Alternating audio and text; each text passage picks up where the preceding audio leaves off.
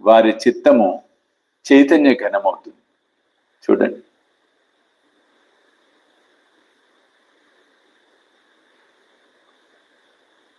అంటే ఇక్కడ మనం బాగా తెలుసుకోవాల్సింది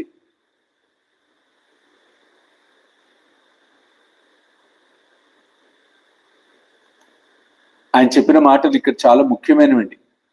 అందరూ మరల కార్యక్రమం అయిన తర్వాత కూడా గుర్తుకు తెచ్చుకునే ప్రయత్నం చేయండి. నేను నా భక్తులను మృత్యుముఖం నుండి లాగేస్తానన్నాడు ఆయన. మృత్యుముఖం నుండి లాగటం అంటే అర్థం ఏమిటి? అకాల మరణాల నుంచి తప్పిస్తాడు, మరణ భయాన్ని పోగొడతాడు.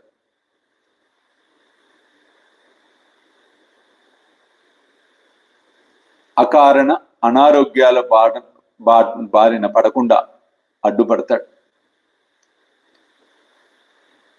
భయాందోళనలను తగ్గిస్తాడు, సమూలంగా పెరికివేస్తాడు. ఒక చిన్న లైన్కి ఎంతో అర్థం ఉంది. నేను నా భక్తులను మృత్యు ముఖం నుండి లాగేస్తాను.